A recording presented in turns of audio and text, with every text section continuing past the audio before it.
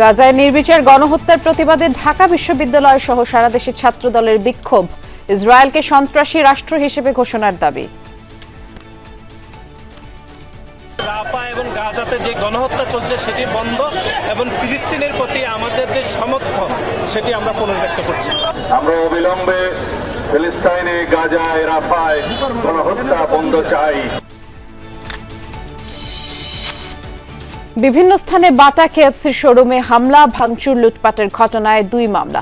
খুলনায় ৩১ জন সহ ৪ জেলায় গ্রেফতার ৪৯। নারায়ণগঞ্জে ২৫০০ অর্থনৈতিক অঞ্চল পরিদর্শন করলেন ৩৬ বিদেশি বিনিয়োগকারী। কারখানা স্থাপনে সুইডিশ কোম্পানি নিলর্নের চুক্তি সই। ফরিদপুরে যাত্রীবাহী বাস খাদে পড়ে অন্তত ৬ জন নিহত। ভোলা ব্রাহ্মণবাড়িয়ায় সড়কে প্রাণ ছড়ল আরও ৩ জনের। ট্রাইব্যুনালেই সম্ভব জুলাই গণহত্যার বিচার, আইসিসিতে যাওয়ার প্রয়োজন নেই বললেন চিফ প্রসিকিউটর।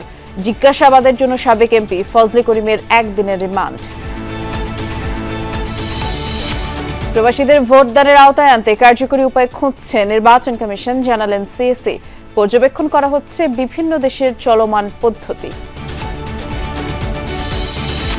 যুক্তরাষ্ট্রে বাড়তি শুল্কারোপ ইতিবাচক হিসেবে দেখছে সরকার, জানালেন বাণিজ্য উপদেষ্টা। ১০০ মার্কিন পণ্যের শুল্কমুক্ত সুবিধা দিলে লাভবান হবে বাংলাদেশ। হাইকমান্ড থেকে গাজায় নিষ্ঠুরতা চালানোর নির্দেশের বর্ণনা দিল আইডিএফ সেনারা। ইসরায়েলি সংস্থার রিপোর্টে উঠে এলো কিলিং জোন প্রতিষ্ঠা মিশনের কথা।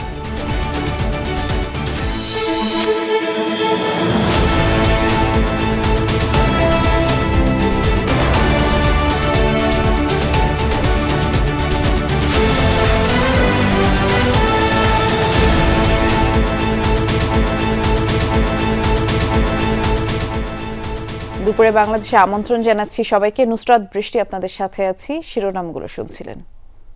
ইসরায়েলি পণ্য বয়কট করার মানে কোনো প্রতিষ্ঠানে লুটপাট বা হামলা করা নয়। এ নিয়ে বিএনপির পক্ষ থেকে নিন্দা জানিয়ে স্থায়ী কমিটির সদস্য সালাউদ্দিন আহমদ বলেছেন, উচ্ছৃঙ্খল জনতার হামলা ও ভাঙচুরের ঘটনায় আইন শৃঙ্খলা বাহিনীর ব্যর্থতা ছিল। দুপুরে ঢাকা বিশ্ববিদ্যালয়ে ফিলিস্তিনিদের উপর চলমান নির্মম গণহত্যার প্রতিবাদে ছাত্রদলের বিক্ষোভ সমাবেশে যোগ দিয়ে এ কথা বলেন তিনি। সারা দেশের সব শিক্ষা প্রতিষ্ঠানেও একই কর্মসূচি পালন করে সংগঠনটি। রাজু ভাস্কর্যের সামনের কর্মসূচিতে সংহতি জানিয়ে সালাউদ্দিন আহমদ বলেছেন, ফিলিস্তিন ইস্যুতে জাতিসংঘের ভূমিকা প্রশ্নবিদ্ধ।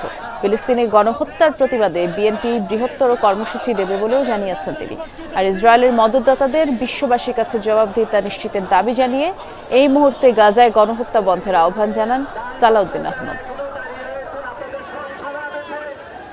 ইসরায়েলি গণহত্যার প্রতিবাদে এবং বর্বর আগ্রাসনের প্রতিবাদে বাংলাদেশ জাতীয়তাবাদী দলের পক্ষ থেকে অতি শিগগির সারা বাংলাদেশে এবং কেন্দ্রীয়ভাবে আমরা একটি বৃহৎ কর্মসূচির ঘোষণা করব। ফিলিস্তিনে গণহত্যার প্রতিবাদে সারা বিশ্বের চলমান আন্দোলনে ছাত্রদল গত পরশু দিনে আনুষ্ঠানিকভাবে সমর্থন জানিয়েছে, সংহতি জানিয়েছে এবং আজকে আমরা এই প্রতিবাদ সমাবেশ করছি। রাফা এবং গাজাতে যে গণহত্যা চলছে সেটি বন্ধ এবং ফিলিস্তিনের প্রতি আমাদের যে সমর্থন সেটি আমরা পুনর্ব্যক্ত করছি। গাজা ইসরায়েলি আগ্রাসনের প্রতিবাদে সারা দেশে আজ বিক্ষোভ কর্মসূচি পালন করছে ছাত্রদল। সকালে রাজশাহী বিশ্ববিদ্যালয়ের প্রধান ফটকের সামনে ঘণ্টাব্যাপী মানববন্ধন করে ছাত্রদলের নেতাকর্মীরা। পরে বিক্ষোভ মিছিল বের করে তারা। গাজা ইসরায়েলি আগ্রাসন বন্ধের দাবিতে বিভিন্ন স্লোগান দেয় বিক্ষোভকারীরা। আর ভোলায় বিক্ষোভ সমাবেশ ও প্রতিবাদ মিছিল করেছে সরকারি কলেজের ছাত্রদলের নেতাকর্মীরা। ইসরায়েলি গণহত্যার তীব্র প্রতিবাদ জানায় তারা। রংপুরেও ফিলিস্তিনিদের প্রতি সংহতি জানিয়ে বিক্ষোভের প্রস্তুতি নিচ্ছে জেলা ও মহানগর ছাত্রদল। দুপুর 12টার পর থেকে জেলা প্রেস ক্লাবের সামনে নেতাকর্মীরা জড়ো হতে থাকে।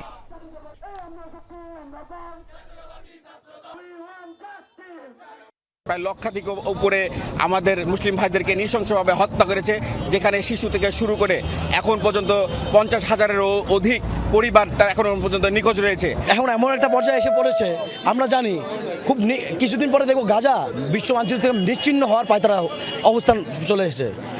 আজকের আমাদের অবস্থান থেকে, আমাদের ভোলা সরকারি কলেজের সামনে থেকে ভোলা সরকারি কলেজ ছাত্রদলের পক্ষ থেকে আমি তীব্র নিন্দা জানাই। আমরা ইসরায়েলে যত পণ্য আছে সকল পণ্যের উপরে বয়কট দাবি করছি।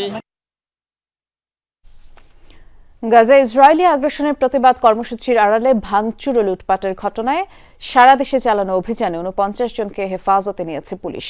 এর মধ্যে খুলনায় ৩১ জনকে আটক করা হয়েছে। সকালে সংবাদ বিজ্ঞপ্তিতে খুলনা মেট্রোপলিটন পুলিশ জানিয়েছে, সোমবার রাতে নগরীর বিভিন্ন এলাকায় অভিযান চালিয়ে তাদেরকে আটক করা হয়। সিসি ক্যামেরার ফুটেজ দেখে বাকিদের শনাক্ত করে আইনের আওতায় আনার চেষ্টা চলছে বলেও জানিয়েছে পুলিশ। আর এদের বিরুদ্ধে মামলা ও প্রক্রিয়াধীন। এছাড়া সিলেটে বাটা থেকে লুট করা জুতা বিক্রির জন্য সামাজিক যোগাযোগ মাধ্যমে পোস্ট দেয় আরও একজনকে আটক করা হয়েছে। এ নিয়ে সিলেটে ১৪ জনকে ভাঙচুরের মামলায় গ্রেফতার করা হয়েছে। গাজীপুরে ৪ জনকে গ্রেফতার করা হয়েছে। পুলিশ বলছে, শান্তি স্থিতিশীলতা বিনষ্টি এই অপচেষ্টা অপরাধীদের আইনের আওতায় আনতে সবার সহযোগিতা চেয়েছে পুলিশ। ঘটনাস্থল থেকে সিসিটিভি ফুটেজ সংগ্রহ করে বাংলাদেশ সেনাবাহিনীর টিম এবং গাছা থানা টিম যৌথ অভিযান পরিচালনা করে এই ঘটনার সাথে সম্পৃক্ত ৪ জনকে গ্রেফতার করেছে। বাংলাদেশ বিনিয়োগ সম্মেলনের দ্বিতীয় দিনে নারায়ণগঞ্জের ২৫০০-এর বিশেষ অর্থনৈতিক অঞ্চল পরিদর্শন করেছেন ৩৬ জন বিনিয়োগকারী। এদের মধ্যে চীনের ১০ জন, জাপানের ৩ জন, সৌদি আরবের ৩ জন, আরব আমিরাতের ৩ জন, যুক্তরাষ্ট্রের ৮ জন, ভারতের ১ জন এবং প্রবাসী বাংলাদেশি ব্যবসায়ী ৮ জন। এ সময় ইকোনমিক জোনের বিষয়ে বিস্তারিত তথ্য তুলে ধরা হয়। শুরুতেই ইপিজেটে সুইডিশ কোম্পানি নিলার্ন বাংলাদেশের ব্যবস্থাপনা পরিচালক মোহাম্মদ আব্দুল কাইয়ুম এবং বাংলাদেশ স্পেশাল ইকোনমিক জোনের ব্যবস্থাপনা পরিচালক তারক ওয়াশির মধ্যে সমঝোতা স্মারক সই হয়। এর আওতায় ১০,০০০ স্কয়ার ফিটের একটি প্লট নেবে নিলার্ন। আর আয়োজকরা জানিয়েছেন, এর মাধ্যমে সুইডিশ এই কোম্পানির বিনিয়োগের সূচনা হয়েছে।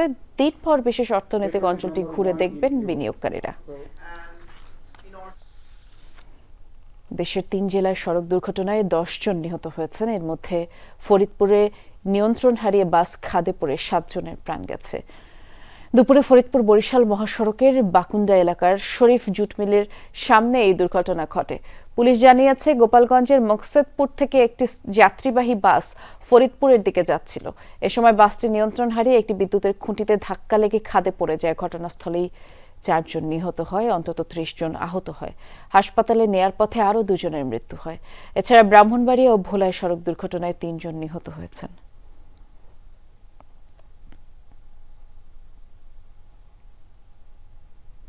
জুলাই আগস্টের গণহত্যার বিচার আন্তর্জাতিক অপরাধ আদালতে বিচার নিতে চায় না আন্তর্জাতিক অপরাধ ট্রাইব্যুনালের প্রসিকিউশন। মানবতা বিরোধী অপরাধের বিচার করার সক্ষমতা দেশের আদালতেরই আছে।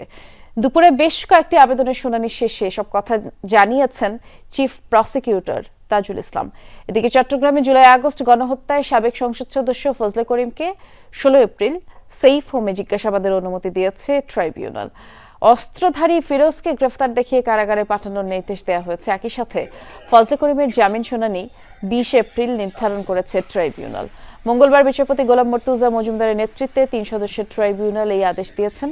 এর আগে গত ২৫ মার্চ বৈষম্য বিরোধী ছাত্র জনতার আন্দোলনের সময় চট্টগ্রামের ছাত্রদল নেতা ওয়াসিম হত্যার ঘটনায় করা মামলায় সাবেক মন্ত্রী হাসান মাহমুদ, মহিবুল হাসান চৌধুরী নওফেল, চট্টগ্রামের সাবেক city mayor asthma Nasir, Rezaul সহ ১৫ জনের বিরুদ্ধে গ্রেফতারি পরোয়ানা জারি করেছিলেন বিশেষ ট্রাইব্যুনাল। বাংলাদেশ এই ধরনের মানবতা বিরোধী অপরাধের বিচার করতে সক্ষম। বাংলাদেশ এই বিচার করতে দৃঢ় প্রতিজ্ঞ এবং ইচ্ছুক। বাংলাদেশের সেই সামর্থ্য আছে। আমরা কোনো অবস্থাতেই এই বিষয়টি আইসিসিতে প্রেরণ করতে চাই না, এটা আমাদের সম্মিলিত সিদ্ধান্ত। প্রধান উপদেষ্টা ডক্টর মোহাম্মদ ইউনূসের সাথে সাক্ষাৎ করেছেন চীন ও দক্ষিণ কোরিয়ার বিনিয়োগকারী প্রতিনিধি দল। রাষ্ট্রীয় অতিথি ভবন যমুনায় আজ সকালে প্রধান উপদেষ্টার সাথে সাক্ষাৎ করেন তারা। প্রথমে দক্ষিণ কোরিয়ান একটি বিনিয়োগকারী প্রতিনিধি দল প্রধান উপদেষ্টার সাথে সাক্ষাৎ করেন এবং প্রতিনিধি দলের নেতৃত্ব দেন ইয়াংওয়ান কর্পোরেশনের চেয়ারম্যান কিহাক সাং। এরপর মেইনল্যান্ড হেডওয়্যার হোল্ডিংস লিমিটেডের ডেপুটি চেয়ারম্যান ও ব্যবস্থাপনা পরিচালক পলিন এনগানের নেতৃত্বে একটি চীনা বিনিয়োগকারী প্রতিনিধি দল প্রধান উপদেষ্টার সাথে সাক্ষাৎ করেন। বাংলাদেশে বিনিয়োগের নানা সম্ভাবনা নিয়ে এ সময় আলোচনা হয়।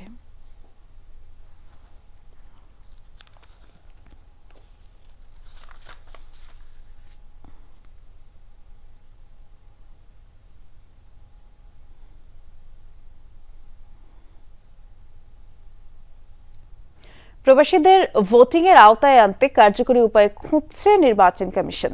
এ ব্যাপারে যথাযথ পদ্ধতি বাছাইয়ে বিভিন্ন দেশে চলমান ব্যবস্থা বিবেচনায় রাখা হয়েছে। সকালে নির্বাচন কমিশন প্রশিক্ষণ ভবনে এক প্রশিক্ষণ কর্মশালার উদ্বোধনী বক্তব্যে এসব কথা জানিয়েছেন প্রধান নির্বাচন কমিশনার AMM নাসির উদ্দিন। এই কর্মশালার মাধ্যমে প্রবাসী ভোটারদের ভোটদান পদ্ধতির ভালো সমাধান মিলবে বলেও আশা প্রকাশ করেন CAC। বিভিন্ন সরকারি বেসরকারি সংস্থার কর্মকর্তা, বিশ্ববিদ্যালয়ের শিক্ষকরা দিনব্যাপী এই প্রশিক্ষণ কর্মশালায় অংশ নিচ্ছেন।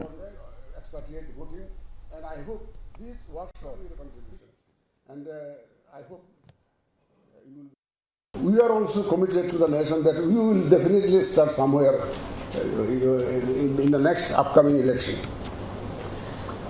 But I believe that probably we cannot go for wholesale implementation of this scheme. Whatever option we follow, it will not be probably advisable to go in the full-scale implementation of the whole process. পতিত আওয়ামী লীগ সরকারের আমলে IGW অপারেটরদের ব্যবসা কুক্ষিগত করার পর নিজ কোম্পানির নামে লুটে নিয়েছে 625 কোটি টাকা। কল বন্টনে অনিয়ম, প্রকৃত দর গোপন করে সরকারের বিপুল রাজস্ব ফাঁকির নেপথ্যে ছিল শেখ হাসিনার উপদেষ্টা সালমান এফ রহমান। আর এসব বিষয়ে ব্যবস্থা নিতে দুদকে শরণাপন্ন হতে যাচ্ছে BTRC। পতিত আওয়ামী লীগ সরকারের আমলে আন্তর্জাতিক কল পরিচালনায় নিয়োজিত IGW অপারেটরদের ব্যবসা কুক্ষিগত করেন সালমান এফ রহমান। গড়ে তোলেন IGW ফোরামের নামে দুর্ভেদ্য এক সিন্ডিকেট। এই IOF চক্র হাতিয়ে নিয়েছে 625 কোটি টাকা। এই খাতে শৃঙ্খলা আনার জন্য একসময় IOF গঠন করা হলেও তাদের কার্যক্রমে অস্বচ্ছতা পাওয়া গেছে। তার মানে গেটওয়ে পুরো টাকাটা কালেক্ট করে বাকিদেরকে ডিস্ট্রিবিউট করে দেয়। এই জায়গায় একটা বিশৃঙ্খলা ছিল একসময়। এই শৃঙ্খলা মানে ফিরিয়ে আনার জন্যই অ্যারেঞ্জমেন্টগুলো করা হয়েছিল, বাট অ্যারেঞ্জমেন্টগুলোর কাছে মাঝখানে কিছু ফাঁকটাক রয়ে গেছিল। সালমানের করা অনুশাসনে 5 বছরে সব IGW অপারেটরকে প্রতি মাসে বিপুল পরিমাণ অর্থ পাঠাতে হতো তার মালিকানাধীন বেক্সিমকো কম্পিউটার লিমিটেডে। অথচ এই প্রতিষ্ঠানেরই নেই কোনো IGW পরিচালনার লাইসেন্স। মার্কেট ডেভেলপমেন্টের নামে টাকা আদায় করা হলেও তা কোথায় ব্যবহার করা হয়েছে তা জানেন না IGW অপারেটররা। এখন যে প্রতিষ্ঠানের মাধ্যমে গিয়েছে এখন সেই প্রতিষ্ঠানের প্রতিনিধি সেটা বলতে পারবে। ধরেন আমরা তো আর এই বিষয়ের সাথে সংশ্লিষ্ট ছিলাম না। এখানে বলা হতো যে কিছু ফান্ড, এখানে কথা ছিল যে এটা ইললিগাল VOIP কে রোধ করার জন্য কিছু এক্সপেন্সেস এখানে ছিল, আলাদাভাবে নেওয়া হতো এটি প্রতিষ্ঠানের মাধ্যমে। তো সেই এক্সপেন্সেসগুলো আর আমরা এর মধ্যে রাখছি না। রাজনৈতিক প্রভাব খাটিয়ে গত 16 বছরে IGW লাইসেন্স হাতিয়ে নেন একাধিক আওয়ামী লীগের প্রভাবশালী নেতা। সরকারের রাজস্ব এবং মোবাইল অপারেটরদের বিপুল পরিমাণ ন্যায্য হিস্সা অনাদায়ী রেখেই শত শত কোটি টাকা হাতিয়ে নিয়ে ব্যবসা বন্ধ করে দেন তারা। ঠিক এ সময় দৃশ্যপটে নতুন করে ছক কষেন শেখ হাসিনার উপদেষ্টা সালমান এফ রহমান। মোবাইল অপারেটরদের বকেয়া পরিশোধ, অবৈধ VIP বন্ধে উদ্যোগ, এমন সব দায় নেওয়ার প্রতিশ্রুতি দিয়ে সরকারের কাছ থেকে IOF গঠনের অনুমোদন করিয়ে নেন তিনি। এরপর আন্তর্জাতিক কল থেকে প্রাপ্ত অর্থের 4% অর্থ হাতিয়ে নিয়ে গড়ে তোলা হয় মার্কেট ডেভেলপমেন্ট ফান্ড। মোবাইল অপারেটররা বলছেন এই ফান্ড থেকে তাদের প্রাপ্য বকেয়ার 320 কোটি টাকার মধ্যে কোনো অর্থই পরিশোধ করা হয়নি। আমাদের কাছে যেহেতু প্রমিসটা ছিল যে আমাদেরকে এই টাকার একটা কন্ট্রিবিউশন আমাদেরকে দেওয়া হবে যাতে আমরা লস না করি, এবং সেই কারণেই বলা হয়েছিল যে IOFটা তৈরি হয়েছে। বাট আমরা দেখেছি উদ্দেশ্যের সাথে কিন্তু আসলে আলটিমেটলি এটার কোনো মিল নেই, এবং সম্পূর্ণ একটা অস্বচ্ছ একটা প্ল্যাটফর্ম নাম দিয়ে এটাকে কন্টিনিউ করা হয়েছে, এবং যেটা এখনও কন্টিনিউ আছে। সো এটা আমাদের কাছে খুব আশ্চর্যের বিষয় যে এটা কিভাবে এখনও কন্টিনিউ করে। বর্তমানে এই তহবিলে পড়ে আছে মাত্র 5 কোটি 32 লাখ টাকা। বিপুল পরিমাণ টাকা একটি প্রতিষ্ঠানের মাধ্যমে ব্যয় করার বিষয়ে স্বচ্ছতার অভাব আছে বলে জানিয়েছে BTRCর কমিশন সভা। তদন্তের জন্য দুর্নীতি দমন কমিশনের কাছে চিঠি পাঠানোর সিদ্ধান্ত নিয়েছে BTRC। মাসুদুজ্জামান রবিন, যমুনা নিউজ, ঢাকা। জুলাই গণ অভ্যুত্থানের সময় উত্তরার একটি হত্যা চেষ্টা মামলায় গ্রেফতার ব্যারিস্টার তুরিন আফরোজকে আজই আদালতে তোলার কথা। আমাদের সহকর্মী CMM আদালতে রাব্বি সিদ্দিকী আছেন, আমরা তার কাছ থেকে জানবো আপডেট। রাব্বি, তুরিন আফরোজকে আদালতে কখন নাগাদ তোলা হতে পারে, এ বিষয়ে কি কি তথ্য আছে একটু বিস্তারিত জানতে চাই। আপনি জানেন যে 5 আগস্ট, এই 5 আগস্টে এই তুরিন আফরোজ উত্তরার যে BNS সেন্টার আছে সেই সেন্টারের সামনে যখন ছাত্ররা সরকার পতনের আন্দোলন করছিল, ঠিক তখন এই তুরিন আফরোজ সহ অন্যান্য সহযোগী যারা আছেন তারা এই ছাত্রদের উপর হামলা করে এবং সেই হামলায় আব্দুল জব্বার নামে একজন গুরুতর আহত হয় এবং তিনি দীর্ঘদিন ঢাকা মেডিকেলে চিকিৎসাধীন ছিলেন। সেই জব্বার সুস্থ হয়ে তার বিরুদ্ধে তুরিন আফরোজের বিরুদ্ধে হত্যা চেষ্টা মামলা করে। সেই মামলায় গতকাল রাতে উত্তরা পশ্চিম থানা পুলিশ তাকে গ্রেফতার করে এবং কিছুক্ষণ আগে তাকে এই চিফ মেট্রোপলিটন ম্যাজিস্ট্রেট কোর্টে তাকে আনা হয় এবং উত্তরা পশ্চিম থানা পুলিশ 10 দিনের রিমান্ড আবেদন করেছে এবং রিমান্ড আবেদনে যে বিষয়গুলো উল্লেখ করা হয়েছে যে এই আসামি সাথে আরো অনেকেই আছে যারা এই ছাত্রদের যে আন্দোলন সেই আন্দোলন দমাতে তারা মাঠে ছিল, তারা লাঠিসোঁটা ব্যবহার করেছে, আগ্নেয়াস্ত্র ব্যবহার করেছে এবং সেই সাথে তাদের গ্রেপ্তারের জন্য রিমান্ড প্রয়োজন। তুরিন আফরোজের সেই রিমান্ড শুনানি কিছুক্ষণ পর চিফ মেট্রোপলিটন ম্যাজিস্ট্রেট কোর্টে হবে। আরেকটি বিষয় বলি যে তুরিন আফরোজের বিরুদ্ধে এর আগেও কিন্তু মামলা আছে এবং তার বিরুদ্ধে এর আগে প্রতারণার মামলা আছে, নিজের মায়ের সম্পদ দখলের অভিযোগে তার বিরুদ্ধে থানায় কমপ্লেন আছে। এছাড়া তিনি যখন আন্তর্জাতিক অপরাধ ট্রাইব্যুনালের প্রসিকিউটর ছিলেন তখনও তার বিতর্কিত কর্মকাণ্ডের অনেক ঘটনা আছে। সবকিছু মিলিয়ে তাকে বিভিন্ন মামলায় তাকে সোনার অ্যারেস্ট দেখানো সহ রিমান্ড আবেদন চাওয়া হয়েছে। নিশ্চয়ই রিমান্ড আবেদনের শুনানির পরে আরো বিস্তারিত আপনি জানাবেন দর্শকদের। এই মুহূর্তে পররাষ্ট্র মন্ত্রণালয় ব্রিফ করছেন পররাষ্ট্র উপদেষ্টা তৌহিদ হোসেন, সরাসরি যাচ্ছি। আমরা ব্যাংককে গেছি, বিমস্টেক সম্মেলন অনেকবার পিছিয়েছে, তারপর শেষ মতো বিমস্টেক সম্মেলন যোগ দিতে চিফ অ্যাডভাইজার সাহেব খুব অল্প সময় ছিলেন সেখানে। আগের দিন গেছেন, আগের দিন কিছু মিটিং হয়েছে এবং তারপরের দিন মিটিং শেষ করে উনি রাত্রেই চলে এসেছেন, রাত্রে সন্ধ্যায় ফেরত রওনা দিয়ে রাত্রে পৌঁছে গেছেন ঢাকায়। এখানে বিমস্টেকের নেতৃত্ব পরিবর্তন হয়েছে। বিমস্টেকের সভাপতি হিসাবে চিফ অ্যাডভাইজার বাংলাদেশ আগামী 2 বছর উনি সেটা সভাপতি এবং সেখানে বিমস্টেকের সদস্য যারা প্রায় সবার সাথেই দ্বিপাক্ষিক আলাদাভাবে আলাপ আলোচনা হয়েছে। তার মধ্যে আপনারা জানেন যে ভারতের প্রধানমন্ত্রী নরেন্দ্র মোদীর সাথেও তার সাক্ষাৎ হয়েছে। এটা এই সরকারের দায়িত্ব নেওয়ার পর এই পর্যায়ে, সর্বোচ্চ পর্যায়ে এটাই প্রথম সাক্ষাৎ ছিল এবং সাক্ষাৎ আমার কাছে মনে হয়েছে একটা পজিটিভ অ্যাটমসফিয়ারেই সাক্ষাৎটা হয়েছে এবং দুই পক্ষই আসলে দ্বিপাক্ষিক সম্পর্ক ভালো রাখার এবং ভালো করার উপর জোর দিয়েছে। আমরা ভারতীয়দের যে প্রেস রিলিজ এই বৈঠকের পর তাতে দুটো জিনিস পেয়েছি। একটা হচ্ছে আমাদের নির্বাচন নিয়ে একটা তাগিদ ওদের পক্ষ থেকে এসেছে গণতন্ত্র ঠিক রাখার জন্য। আরেকটি বিষয় হচ্ছে যে বক্তব্যগুলো উত্তেজনা ছড়ায় সেটা বাংলাদেশকে পরিহার করার একটা আহ্বান সম্মত তারা জানিয়েছে। এই দুটো যদি একটু আমাদের পক্ষে বলেন। আচ্ছা, প্রথমত দেখুন, নির্বাচন নিয়ে কথাবার্তা প্রায় যে কোনোখানেই যখন কথাবার্তা হয় তারা বলেন, কারণ এই সরকার তো নিজের থেকেই বলেছে যে যথাশীঘ্র সম্ভব তাদের দায়িত্ব শেষ করে, যেগুলি দায়িত্ব এই সরকারের উপর আছে সেগুলো দায়িত্ব শেষ করে যথাশীঘ্র সম্ভব নির্বাচন দিয়ে রাজনীতিবিদদের হাতে ক্ষমতা হস্তান্তর করে দেওয়া, এটা এই সরকারেরও অঙ্গীকার। কাজেই এটা যদি অন্য কেউ বলেন, কথা প্রায়শই উচ্চারিত হয়, এমনকি যেসব দেশে হয়তো গণতান্ত্রিক চর্চা নেই তারাও জানতে চান এক ধরনের স্থিতিশীলতার জন্য, এক ধরনের প্রেডিক্টেবিলিটির জন্য। কারণ ইনভেস্টমেন্টের প্রশ্ন আছে, তারা জানতে চাইতেই পারেন যে কীরকম পরিস্থিতি হবে বা কখন নতুন সরকার আসবে ইত্যাদি। এটা তাদের নিজেদের সাথে তারা জানতে চাইতে পারেন, আমরা এটাকে সেভাবেই দেখি। আর যেটা বলছেন যে আর অন্য প্রসঙ্গটা আমরা পররাষ্ট্র উপদেষ্টার ব্রিফিংয়ে ছিলাম। যুক্তরাষ্ট্রকে নতুন করে 100 পণ্যের শুল্কমুক্ত সুবিধা দিলে বাংলাদেশ লাভবান হবে এমন প্রত্যাশা ব্যক্ত করেছেন বাণিজ্য উপদেষ্টা শেখ বশিরউদ্দিন। সকালে ক্রয় সংক্রান্ত উপদেষ্টা কমিটির বৈঠক শেষে তিনি বলেছেন, যুক্তরাষ্ট্রের সাথে বাণিজ্য ঘাটতি কমিয়ে আনতে কাজ চলছে, তবে এই সংক্রান্ত চিঠির বিষয়ে এখনো কোনো উত্তর মেলেনি। অর্থ উপদেষ্টা সালেউদ্দিন আহমেদ বলেছেন, যুক্তরাষ্ট্রের বাড়তি শুল্ক আরোপের ঘটনাকে ইতিবাচক হিসেবেই দেখছে বাংলাদেশ, এতে উভয় পক্ষই লাভবান হবে বলে মন্তব্য করেন অর্থ উপদেষ্টা। আগের তুলনায় মূল্য কিন্তু কম। এটা কারণ হচ্ছে কি, আমরা একটু আরেকটু কম্পিটিটিভ করছে। আগে গুটি কয়েক সাপ্লায়ার দিত, ওটা ওপেন করাতে কম্পিটিশনটা বেড়েছে এবং আমরা প্রাইসটা রিজনেবল পাচ্ছি। এটা কিন্তু আমাদের অনেক সাশ্রয় হচ্ছে। তারা যে রিটারেটরি যে ট্যারিফ ঘোষণা করেছে, ওনারা আবার আরও 50% দিতে পারে। সেই ধরনের পরিবর্তনশীল অবস্থায় মানে যে কোনো সিদ্ধান্ত নেওয়া একটু জটিল। আমরা অ্যাজ ইট ডেভেলপস আমরা we will fix our strategy. পহেলা বৈশাখে কোনো নিরাপত্তা ঝুঁকি নেই।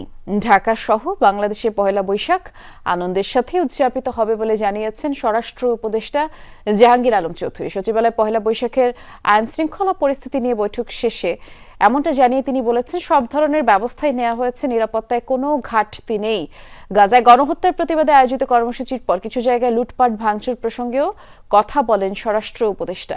আশ্বাস দেন ভবিষ্যতে এমন ঘটনা রোধে সরকার আরও সতর্ক থাকবে। আর এ সময় সংস্কৃতি উপদেষ্টা মোস্তফা সরোয়ার ফারুকী বলেছেন, মঙ্গল শোভাযাত্রার নাম থাকছে কিনা তা নির্ধারণ করবে ঢাকা বিশ্ববিদ্যালয় কর্তৃপক্ষ। জানান, মঙ্গল শোভাযাত্রার নাম অপরিবর্তিত রাখা বা পরিবর্তন করা নিয়ে এখনো কোনো সিদ্ধান্ত হয়নি। বৃহস্পতিবার এ বিষয়ে সিদ্ধান্ত জানাবে ঢাকা বিশ্ববিদ্যালয় কর্তৃপক্ষ। মানুষকে আপনারা আশ্বস্ত করবেন, এখানে কোনো নিরাপত্তা কোনো বিঘ্নিত হতে যেন না পারে, সব ধরনের ব্যবস্থা নেওয়া হবে। এখন আমরা যদি সব ডিটেইল আপনারা দেখেন বলে দেই, এইটা যদি আবার ধরেন অন্যান্যের কানে তারা আবার ওইটা রেজিস্টার লিখে দেবে। রিগার্ডিং নাম, যে শোভাযাত্রার নাম কি থাকছে, এটা ঢাকা বিশ্ববিদ্যালয়ের সংশ্লিষ্ট অনেকের সঙ্গে আলোচনা করছেন। তারা আলোচনা করে ওনাদের প্রেস কনফারেন্স আছে 10 তারিখে, ওনারা আপনাদেরকে জানাবেন যে নামটা আসলে কি হবে। ভিসার সুপারিশ ও কাজের অনুমোদন থাকার পরেও ঢাকাস্থ ইতালি দূতাবাস ভিসা দিচ্ছে না। এই জটিলতা নিরসনের দাবিতে মানববন্ধন করেছেন ভুক্তভোগীরা। সকালে প্রধান উপদেষ্টার বাসভবনের সামনে মানববন্ধন করতে গেলে পুলিশ বাধা দেয়। পরে তারা কাকরাইল মসজিদ মোড়ে অবস্থান নেয়। তাদের অভিযোগ, ইতালি সরকারের কর্মী নিয়োগের বিজ্ঞপ্তির বিপরীতে ভিসা জটিলতার মুখে পড়তে হচ্ছে বাংলাদেশিদের। ওয়ার্ক পারমিট ও ভিসা সুপারিশ সংগ্রহ করে আবেদন করলেও প্রায় 2.5 বছরেও ভিসা পাচ্ছে না ভুক্তভোগীরা। অনেকদিন ধরে পাসপোর্ট আটকে রেখে দূতাবাস ভিসা বাতিল করছে বলে অভিযোগ আবেদনকারীদের। এই সমস্যা সমাধানে সরকারের হস্তক্ষেপ কামনা করেন ভুক্তভোগীরা। আজকে 1.5 বছর ধরে আবেদন করে এখন নিঃস্ব হয়ে রাস্তায় এসে দাঁড়াইছি। পররাষ্ট্র মন্ত্রণালয়, প্রবাসী কল্যাণ মন্ত্রণালয়, বৈদেশিক মন্ত্রণালয়, আমরা সব জায়গায় গেছি, কিন্তু কোনো জায়গা থেকে আমাদের সমাধান দিতে পারছে না। এই সমস্ত দালালরা এম্বাসির ভিতরে এই কুচক্র করতেছে এবং টাকার বিনিময়ে এই যে আমাদের ডিলে করতেছে, এই তাদের আমরা দৃষ্টান্ত বিচার চাই। দিচ্ছে না আমাদের সাথে, আরো মনে করেন আরো 2 বছর 3 বছর যাবত ঝুলে আছে, তাদেরও কোনো সমাধান দিচ্ছে না। আমরা আমাদের সমাধান চাই, অরিজিনাল কাগজ আমাদের হলে আমাদের ভিসা চাই। বহু আগেই বাফার জোন নামের গাজায় কিলিং জোন প্রতিষ্ঠার মিশন শুরু করেছিল ইসরায়েল, আর সে লক্ষ্যেই এখনো অভিযান চলছে। এর মধ্যে উপত্যকার 50% এলাকার নিয়ন্ত্রণ নিয়ে সেটিকে বসবাস অযোগ্য এক মৃত্যুপুরীতে পরিণত করেছে তেল আবিব। এমন বিস্ফোরক সব তথ্য উঠে এসেছে খোদ ইসরায়েলের সাবেক সেনাদের সংগঠন ব্রেকিং দ্য সাইলেন্সের প্রতিবেদনে। হাইকমান্ডের নির্দেশে গাজায় নিষ্ঠুরতার বয়ান দিয়েছেন আইডিএফ এর সাবেক সেনারা।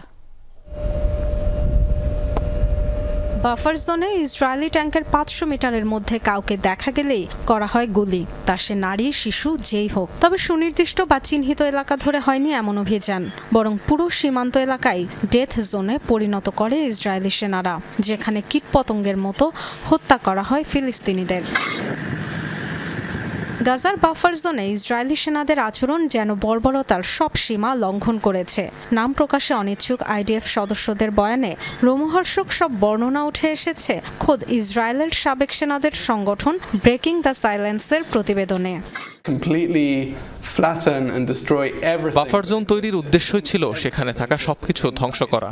এর মধ্যে কৃষিজমি বহু স্থাপনা ছিল। ওই এলাকায় যে কেউ প্রবেশ করুক সন্ত্রাসী বিবেচনা করে গুলি করা হতো। সেনারা জানিয়েছে 7 অক্টোবর ইসরায়েলে হামাসের নজিরবিহীন অভিযানের অনেক আগেই হয় এই পরিকল্পনা। গাজায় চলমান যুদ্ধের শুরু থেকে বাফার জোনের পরিধি বেড়েছে কয়েক গুণ। আগ্রাসনের শুরুর দিকেই কয়েক কিলোমিটার এলাকা থেকে সরিয়ে দেওয়া হয় ফিলিস্তিনিদের, ধ্বংস করা হয় সব আবাসিক স্থাপনা, শিল্প, এমনকি অন্তত 35% কৃষি জমি। 7 অক্টোবরের আগেই কয়েক কিলোমিটার এলাকা জুড়ে বাফার জোন ছিল। কয়েক সপ্তাহ আগে যুদ্ধবিরতি চুক্তি ভেঙে আবার হামলা শুরুর পর এর পরিধি আরও বেড়েছে, আর সেজন্য অনেক ধ্বংসযজ্ঞ চালাতে হয়েছে। প্রত্যক্ষদর্শী সেনারা জানিয়েছেন সেখানে হিরোশিমার মতো ধ্বংসযজ্ঞ হয়েছে। গাজার মানুষ যাতে কখনো স্বনির্ভর হতে না পারে তা নিশ্চিত করা হয়েছে। সীমান্তবর্তী এলাকা গাজাকে উত্তর দক্ষিণে বিভক্তকারী নেতজারিম করিডোর সহ উপত্যকার প্রায় 50% এলাকা এখন বাফার জোন হিসেবে দাবি করে ইসরায়েল। এরই মধ্যে আবার রাফা সীমান্তে মোরাক করিডোর তৈরির পরিকল্পনাও করছে তারা। Dorothy Tasrin, Jamuna News. ফিলিস্তিনের পক্ষে আওয়াজ তোলায় এবার আলোচিত 2 নারী কর্মীকে চাকরিচ্যুত করল টেক জায়ান্ট মাইক্রোসফট। প্রাতিষ্ঠানিক নীতিমালা ভেঙে অসদাচরণের অভিযোগ টেনে তাদেরকে ছাঁটাই করা হয়। ভিডিও খুদে বার্তায় ইফতিহাল আবু সাদ ও ভানিয়া আগারওয়াল নামের ওই 2 কর্মীকে এই নির্দেশ দেওয়া হয়েছে। গাজায় বোমা ফেলতে ইসরায়েলকে এআই প্রযুক্তি দিয়ে মাইক্রোসফটের সহায়তার প্রতিবাদ জানিয়েছিলেন ফিলিস্তিনপন্থী ওই 2 নারী। ঘটনা গেল শুক্রবারের। শীর্ষ প্রযুক্তি নির্মাতা প্রতিষ্ঠান মাইক্রোসফটের 50 বছর পূর্তি উপলক্ষে চলছিল বিশেষ অনুষ্ঠান। উপস্থিত ছিলেন সহ প্রতিষ্ঠাতা বিল গেটস সহ উচ্চ পর্যায়ের 3 কর্মকর্তা। অনুষ্ঠানের এক পর্যায়ে ইসরায়েলকে সহায়তার অভিযোগে মাইক্রোসফটের বিরুদ্ধে আওয়াজ তোলেন ফিলিস্তিনপন্থী সফটওয়্যার ইঞ্জিনিয়ার ইফতিহাল আবু সাদ।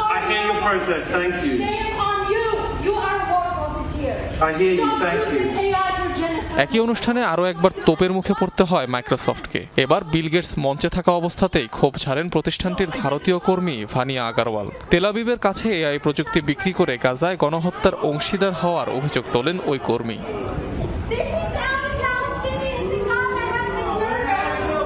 ধারণা করা হচ্ছিল কর্মীদের নজিরবিহীন তোপের মুখে পড়ে টেক জায়ান্টটি আলোচিত ওই 2 কর্মীর চাকরি কেড়ে নিতে পারে, আর হলোও ঠিক তাই। গুরুত্বপূর্ণ অনুষ্ঠানে বাধা দেওয়ার অভিযোগে চাকরিচ্যুত করা হয় আবু সাদ এবং ভানিয়াকে। প্রাতিষ্ঠানিক নীতিমালা লঙ্ঘন আর অসদাচরণের অভিযোগ আনা হয়েছে তাদের বিরুদ্ধে। সোমবারই মাইক্রোসফটের তরফ থেকে আসে ঘোষণা। অবশ্য 11 এপ্রিলই চাকরি ছাড়ার ঘোষণা দিয়েছিলেন ভানিয়া। তারপরও ওই সফটওয়্যার ইঞ্জিনিয়ারকে বরখাস্ত করার নোটিশ দেয় মাইক্রোসফট। তবে সমালোচনা থামেনি মার্কিন বহুজাতিক সংস্থাটিকে ঘিরে, পাচ্ছে বয়কটের হুঁশিয়ারিও।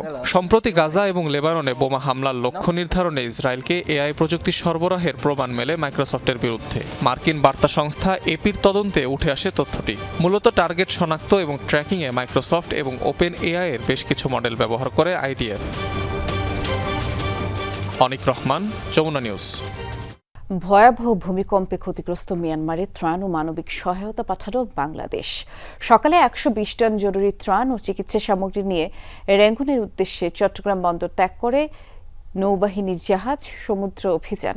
এই সহায়তা মিয়ানমারের জনগণের খাদ্য নিরাপত্তা, স্বাস্থ্য সুরক্ষার পাশাপাশি দুদেশের সম্পর্ক সুদৃঢ় হবে বলে আশা প্রকাশ করেন নৌবাহিনীর প্রধান। কয়েকদিন আগে শক্তিশালী ভূমিকম্পের আঘাতে ক্ষতিগ্রস্ত মিয়ানমারে ত্রাণ, জরুরি চিকিৎসা সামগ্রী ও মানবিক সহায়তা নিয়ে সকালে চট্টগ্রাম নৌজেটি ত্যাগ করে বাংলাদেশ নৌবাহিনী জাহাজ সমুদ্র অভিযান। 120 টন সামগ্রী নিয়ে 176 জনের একটি দল ইয়াঙ্গুন বন্দরের উদ্দেশ্যে রওনা দেয়। সামগ্রীর মধ্যে রয়েছে 77 টন শুকনো খাবার, 29 টন বিশুদ্ধ পানি, 1 টন ওষুধ, 9 টন বস্ত্র ও তাঁবুসহ অন্যান্য জীবন রক্ষাকারী সরঞ্জাম। প্রতিবেশী রাষ্ট্রসমূহের কাছে বাংলাদেশের ইতিবাচক ভাবমূর্তি প্রকাশ করবে। পাশাপাশি এই ধরনের সহযোগিতাপূর্ণ মনোভাব আন্তর্জাতিক মহলে বাংলাদেশের সুনাম ও মর্যাদা বৃদ্ধিতে বিশেষ ভূমিকা রাখবে বলে আমি আশা করি। ভয়াবহ দুর্যোগে বিপর্যস্ত মিয়ানমারে চরম সংকটের এই সময়ে প্রধান উপদেষ্টার নির্দেশে এই মানবিক সহায়তা পৌঁছে দিচ্ছে নৌবাহিনী। এতে উভয় দেশের মধ্যকার পারস্পরিক সৌহার্দ্য ও কূটনৈতিক সম্পর্ক বৃদ্ধির পাশাপাশি রোহিঙ্গা প্রত্যাবাসনেও ইতিবাচক প্রভাব পড়বে বলে আশা সংশ্লিষ্টদের। দ্বিপাক্ষিক যে সম্পর্ক রয়েছে সেই সম্পর্কের উন্নয়ন ঘটবে। এই সম্পর্কের উন্নয়ন ঘটলে তখন আমাদের যে পারস্পরিক যে সমস্ত সমস্যাগুলো রয়েছে, যেমন আমাদের মিয়ানমারের সাথে আমাদের রোহিঙ্গা প্রত্যাবর্ষণ সহ যে সমস্ত সমস্যাগুলো রয়েছে, সেই সমস্যাগুলোরও সহ অন্যান্য সমস্যাগুলো আমার মনে হয় নিরসনে একটা সহায়ক ভূমিকা পালন করবে। আগামী 11 এপ্রিল জাহাজটি মিয়ানমার পৌঁছানোর কথা। ত্রাণ হস্তান্তর শেষে 48 ঘন্টা পর সেখান থেকে রওনা দেবে বাংলাদেশের উদ্দেশ্যে। এর আগে 2023 সালেও ঘূর্ণিঝড় মুখার আঘাতে বিপর্যস্ত মিয়ানমারে নৌবাহিনীর সমুদ্রজয় জাহাজযোগে ত্রাণ সামগ্রী পাঠানো হয়েছিল। ভূমিকম্পে বিপর্যস্ত মিয়ানমারের পাশে দাঁড়াতে ত্রাণ সহায়তা নিয়ে ছুটে যাচ্ছে বাংলাদেশ নৌবাহিনীর জাহাজ। এতে দুদেশের সম্পর্ক আরও সুদৃঢ় হবে, আরও সুগম হবে রোহিঙ্গাদের ফিরিয়ে নেয়ার যে পথ রয়েছে সেটি। আল আমিন শিকদার, যমুনা নিউজ, চট্টগ্রাম। তিলে তিলে নিঃশেষ হচ্ছে ঘূর্ণিঝড় জলোচ্ছ্বাস থেকে গোটা দক্ষিণ পশ্চিমাঞ্চলকে আগলে রাখা বিশ্ব ঐতিহ্য সুন্দরবন। গত 23 বছরে 30টি অগ্নিকাণ্ড দেখেছে সুন্দরবনের পূর্ব বন বিভাগ। প্রতিবারই আগুন লাগলে তদন্ত কমিটি গঠিত হয়, তবে সেগুলো আর আলোর মুখ দেখে না। সুন্দরবন শুধু ছবি দেখে যার সৌন্দর্যের প্রকাশ বলা যায় অসম্ভব। প্রায় 10,000 বর্গ কিলোমিটার এলাকা জুড়ে সবুজ গালিচা। শুধু সৌন্দর্যই নয়, প্রাকৃতিক দুর্যোগ থেকে দেশের দক্ষিণ উপকূলকে রক্ষা করছে বিশ্বের সবচেয়ে বড় এই শ্বাসমূলীয় বন। অথচ বনের উপর অত্যাচার চলে বছর জুড়ে। প্রাকৃতিক নয়, মানুষের তৈরি দুর্যোগই সুন্দরবনকে ফেলেছে ভয়াবহ হুমকির মুখে। 2002 সালে প্রথম সুন্দরবনে মানবসৃষ্ট দাবানলের প্রমাণ মেলে। এরপরই গেল 2 যুগের বেশি সময়ে পুড়েছে ম্যানগ্রোভের শতাধিক একর বনভূমি। এখন এইটা তো একটা ষড়যন্ত্র জিনিস, এখন কেউ হতে পারে এরকমের আগুন, তাছাড়া আগুন আসবে কোথা থেকে? প্রতি বছরই এই মার্চ এপ্রিল ঠিক বর্ষার আগে এই গরমের সময় এই আগুনগুলো লাগানো হয়। কোনো পদক্ষেপ গ্রহণ করা হয়নি বিধায় কিন্তু এই বারবার আগুন লাগছে বলে মনে করি। গত 23 বছরে 30টি অগ্নিকাণ্ড দেখেছে সুন্দরবনের পূর্ব বন বিভাগ। প্রতিবারই আগুন লাগলে তদন্ত কমিটি হয়, আসে সুপারিশও, তবে সেগুলো খুব একটা আলোর মুখ দেখে না। ফলে ঘটনার পুনরাবৃত্তি ঘটছে বছরের পর বছর। স্থানীয়রা বলছেন, অসাধু মাছ ব্যবসায়ী মৌয়ালদের অসাবধানতা সহ আরও কিছু কারণে বারবার ঘটে অগ্নিকাণ্ড। তিন অফিসে হয়তো কিছু টাকা দেয় বা যারা চুরি করে ধরে, যে বিলে যারা আগুন লাগাইছে এরা চুরি করে মাছ ধরে। রাজনৈতিক নেতা, তারপর বন বিভাগকে মনে করেন টাকা পয়সা দিয়ে তারপর হওয়া লাগে। যাদের টাকা আছে তারা ধরতে পারে, যাদের টাকা নাই তারা ধরতে পারে না। এই যখন অবস্থা, তখন বন বিভাগের ভূমিকা কি? অনেকগুলো বিষয়কে সাথে নিয়ে সামনে নিয়ে আমরা তদন্ত কমিটি এগিয়ে যাচ্ছে। সুপারিশের ভিত্তিতে আমরা কিছু কাজও করেছি। আমরা ইতিমধ্যে বাংলাদেশ পানি উন্নয়ন বোর্ডের সাথে চুক্তি করেছি, MOU করেছি। অগ্নিকাণ্ডের পুনরাবৃত্তি ঠেকাতে চোরা শিকারী সহ মানুষের অবাধ যাতায়াত বন্ধ ও শুষ্ক মৌসুমে কঠোর নজরদারির দাবি সংশ্লিষ্টদের। এই ধরনের কর্মকর্তা যারা যুক্ত আছে এর সঙ্গে তদন্তপূর্বক তাদের বিরুদ্ধে ব্যবস্থা গ্রহণ করতে হবে। গতানুগতিক তদন্ত করে শুধুমাত্র দায় সারলাম তাহলে কিন্তু এটা হবে না। বন বিভাগের কর্মকর্তারাই মামলা করছে, তারাই ইনভেস্টিগেশন করছে, যার ফলে দেখা যাচ্ছে যে একটা ভেস্টেড গ্রুপ যারা কাজ করছে এই সমস্ত দুর্বৃত্তায়নের জন্য তাদের ইন্টারেস্ট এখানে রক্ষা হচ্ছে, বনের স্বার্থ বা দেশের স্বার্থ কিন্তু এখানে রক্ষা হচ্ছে না। বনের 6,517 বর্গ কিলোমিটার অর্থাৎ প্রায় 66% বাংলাদেশের মানচিত্রের অংশ। বাকি 34% পড়েছে ভারতে। জারিন অর্নি, যমুনা নিউজ। ব্রাহ্মণবাড়িয়ার সরাইলে আধিপত্য বিস্তার নিয়ে দুপক্ষের দফায় দফায় সংঘর্ষে অন্তত 15 জন আহত হয়েছে। সকালে উপজেলার তেরকান্দা গ্রামে এই ঘটনা ঘটে। এলাকার চাঁদ এবং বারিকের মধ্যে দীর্ঘদিনের বিরোধ। এরই জেরে সোমবার রাতে দুপক্ষের সংঘর্ষ হয় এবং পুলিশ বিষয়টির সমাধান করে দেয় রাতে। তবুও সকালে আবারও দুপক্ষের লোকজন সংঘাতে জড়ায়। এ সময় অন্তত 20টি বাড়িঘরে হামলা অগ্নিসংযোগ করা হয়। পুলিশ গিয়ে পরিস্থিতি নিয়ন্ত্রণ করে, আটক করে 4 জনকে।